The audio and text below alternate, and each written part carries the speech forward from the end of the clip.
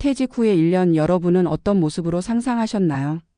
늦잠을 자도 눈치 보지 않고 여유롭게 아침 커피를 마시며 하루를 계획하는 평온한 시간. 그러나 막상 그 시간이 찾아왔을 때 많은 은퇴자들은 예상치 못한 감정에 휩싸입니다. 편안함보다는 공허함, 여유보다는 불안함이 밀려오는 것이지요.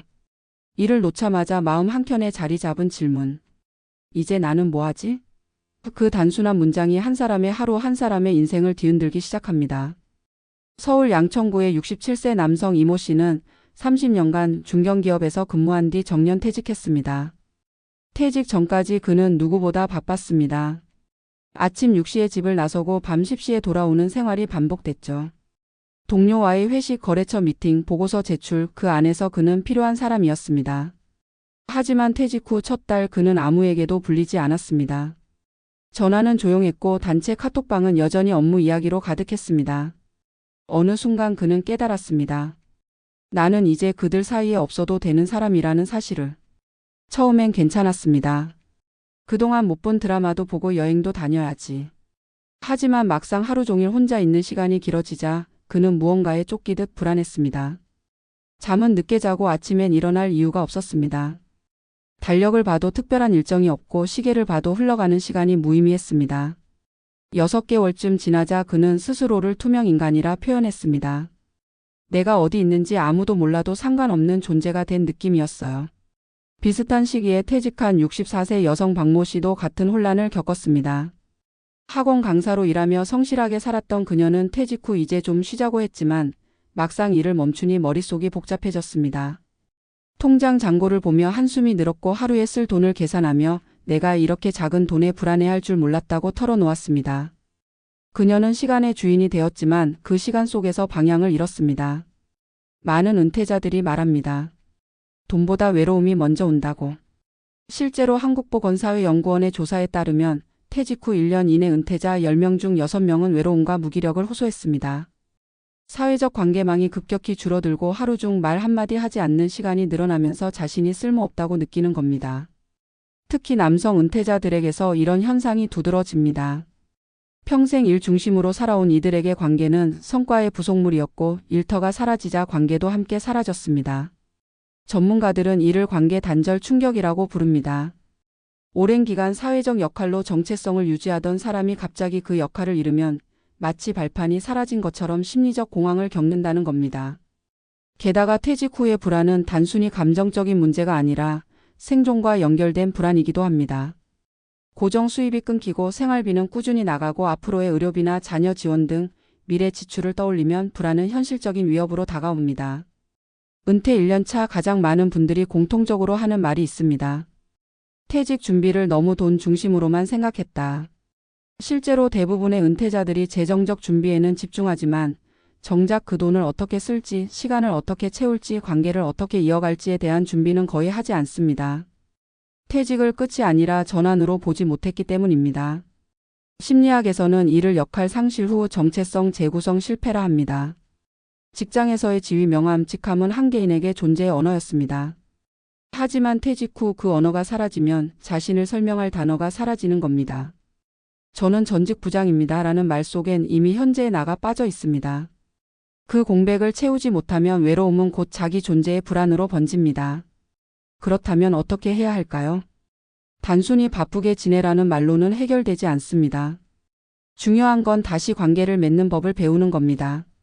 직장에서는 직급이 관계를 만들어줬지만 퇴직 후에는 내가 먼저 손을 내밀어야 합니다. 동네 복지관, 평생교육원, 봉사단체, 동호회 같은 곳에서 다시 소속감을 느끼는 것이 심리 안정에 큰 도움이 됩니다. 특히 봉사활동은 누군가에게 필요한 존재로서의 감각을 회복하게 해줍니다. 두 번째는 생활 리듬을 만드는 것입니다. 은퇴 후 가장 흔한 문제는 루틴의 붕괴입니다. 일어나야 할 이유가 없고 약속이 없으니 하루의 구조가 사라집니다. 그러나 인간의 마음은 일정한 리듬 속에서 안정을 찾습니다. 일정한 시간에 일어나고 하루 한 가지 목표를 세우고 몸을 움직이는 루틴을 만드는 것. 그것이 작지만 강력한 심리적 기둥이 됩니다. 세 번째는 돈의 쓰임을 새롭게 정의하는 일입니다. 퇴직 후 재정은 줄지만 그 돈이 자신을 지탱하는 방식은 달라져야 합니다. 단순히 절약이 아니라 어디에 의미 있게 쓸 것인가의 문제로 바꿔야 합니다. 예를 들어 취미를 배우거나 사람을 만나는 데 쓰는 돈은 소비가 아니라 투자입니다. 은퇴 후 경제의 목적은 유지가 아니라 회복입니다. 마지막으로 자신을 새로운 사람으로 바라보는 연습이 필요합니다. 퇴직은 인생의 하산이 아니라 또 다른 길목입니다.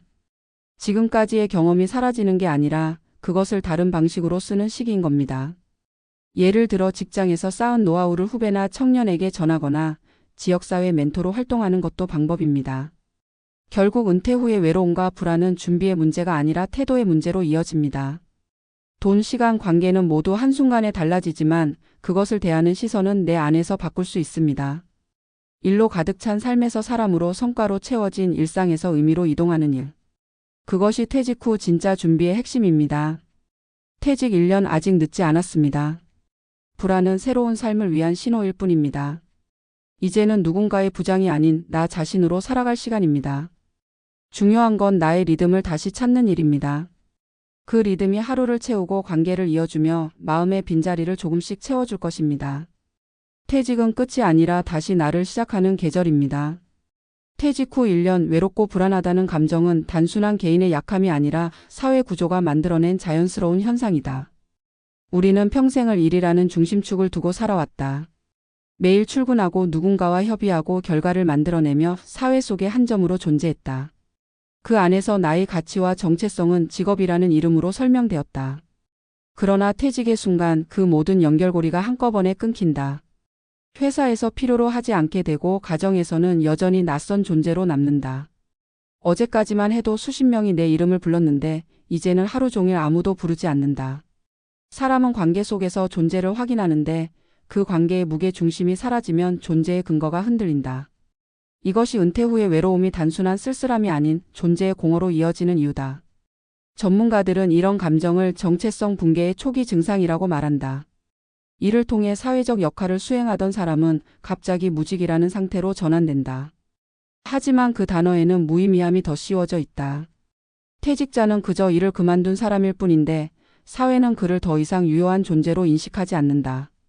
그 시선의 공백이 스스로를 향한 불신으로 변하고 결국 불안으로 이어진다. 이런 심리적 전이 과정에서 나타나는 대표적 현상이 무기력감이다. 하루가 길게 느껴지고 의미 없는 행동이 반복된다. TV를 켜고 끄는 것조차 귀찮아지고 식사 시간이 되어도 허기를 느끼지 못한다. 몸이 아니라 마음이 멈춘 것이다. 이 시기에는 경제적 요인도 외로움을 가중시킨다. 평생 월급으로 살아온 사람에게 정기적인 수입이 끊긴다는 건 단순히 돈의 문제가 아니다. 그것은 시간의 구조가 사라진다는 의미다. 돈을 벌기 위해 움직였던 하루의 리듬이 사라지면서 삶의 동력이 약해진다. 퇴직 후 가장 많이 듣는 말 중 하나가 이젠 돈을 쓰는 게 무섭다는 고백이다. 정기적인 수입이 없다는 사실은 사람을 위축시킨다. 아무리 충분한 자산이 있어도 앞으로의 불확실성은 불안을 키운다. 이 불안은 소비의 위축으로 이어지고 그 결과 외출과 관계의 단절로까지 확산된다. 재정 불안이 사회적 고립을 낳고 고립이 다시 심리적 불안을 자극하는 악순환이 만들어진다. 그렇다면 이런 악순환을 끊어내기 위해 필요한 것은 무엇일까? 첫째는 일이 아닌 나를 재정의하는 일이다.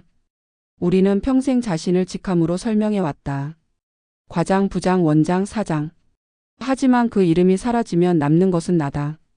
그 나를 정의하지 못하면 공허는 더욱 깊어진다. 자신이 어떤 일을 좋아하는지, 어떤 관계 속에서 살아왔는지, 무엇을 통해 만족감을 느끼는지를 다시 탐색해야 한다. 그것이 은퇴 후 심리적 생존의 첫걸음이다. 한때는 생계를 위해 일했지만 이제는 나를 위해 일하는 시간으로 전환해야 한다. 돈을 벌기 위한 일이 아니더라도 의미를 만들어내는 활동은 모두 일이다.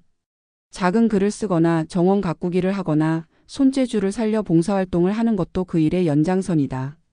둘째는 관계의 재구성이다.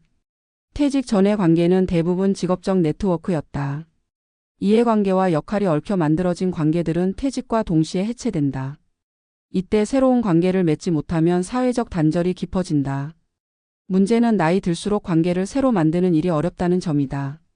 그러나 관계는 단순히 친구를 새로 사귀는 것이 아니라 함께 의미를 공유하는 사람을 다시 찾는 과정이다. 독서 모임이나 지역 커뮤니티, 봉사단체 등에서 새로운 만남이 시작될 수 있다. 처음엔 어색하고 불편하지만 그 안에서 대화를 나누고 공감이 오가는 순간 마음의 문이 열린다. 중요한 건 관계의 양이 아니라 진심이 닿는 소수의 연결이다. 셋째는 심리적 체력을 기르는 일이다. 퇴직 후 불안은 예고 없이 찾아온다. 그것은 내 잘못이 아니라 자연스러운 반응이다. 그러나 그 감정을 방치하면 생각이 현실을 잠식한다. 내가 쓸모없어졌다는 생각은 아무도 나를 필요로 하지 않는다는 확신으로 바뀌고 결국 자존감이 붕괴된다. 이를 막기 위해선 매일의 리듬을 회복하는 노력이 필요하다. 일정한 시간에 일어나고 햇빛을 쬐고 몸을 움직이는 일. 이런 단순한 루틴이 심리적 균형을 유지하는 최소한의 장치가 된다. 심리학에서는 이를 미시적 루틴의 안정 효과라 부른다. 작은 반복이 마음의 불안을 줄이고 스스로를 통제하고 있다는 감각을 되찾게 한다. 넷째는 돈의 쓰임을 바꾸는 일이다. 은퇴 후의 돈은 더 이상 생존을 위한 수단만이 아니다. 그것은 삶의 질을 위한 도구가 되어야 한다. 절약만이 능사가 아니다. 나를 행복하게 하고 사회와 연결되게 하는 소비가 필요하다. 예를 들어 새로운 기술을 배우거나 사람을 만나는 데 쓰는 돈은 지출이 아니라 관계의 투자다. 퇴직 후 돈을 아껴 쌓아두는 것보다 그 돈으로 나를 다시 사회와 연결하는 것이 훨씬 더 큰 가치를 만든다. 소비의 방향이 바뀌면 삶의 에너지가 달라진다. 마지막으로 중요한 건 태도다. 퇴직 후의 불안과 외로움은 상황이 아니라 태도에서 비롯된다. 퇴직은 불가피한 변화이지만 그것을 끝으로 보느냐 시작으로 보느냐에 따라 이후의 삶이 달라진다. 나이를 이유로 포기하는 순간 인생의 속도는 멈춘다. 그러나 자신을 새롭게 정의하고 배움과 관계에 열려 있다면 퇴직은 두 번째 전성기의 문이 될 수도 있다. 인생의 전반부가 성과의 시간이었다면 후반부는 의미의 시간이 되어야 한다. 일로 쌓은 경험과 지혜를 나누고 관계를 통해 인간적인 온기를 회복하는 과정. 그것이 진짜 은퇴 이후의 삶이다. 퇴직 후 외롭고 불안한 사람들에게 가장 필요한 것은 위로가 아니다. 그 감정을 인정하는 용기다. 누구나 그 시기를 겪는다. 다만 그것을 숨기거나 부정하면 외로움은 더 커지고 인정하면 비로소 변화가 시작된다. 외로움은 결핍이 아니라 신호다. 새로운 삶을 만들어야 한다는 나 자신이 보내는 경고이자 초대다. 불안은 실패가 아니라 방향을 다시 잡으라는 마음의 나침반이다. 은퇴는 우리에게 묻는다. 이제 당신은 어떤 사람으로 살고 싶은가? 더 이상 사회가 정해준 이름이 아닌 스스로 정한 이름으로 살아갈 준비가 되었는가? 그것이 바로 퇴직 후 진짜 인생의 시작이다. 누군가는 외로움 속에서 자신을 잃고 누군가는 그 속에서 다시 자신을 찾는다.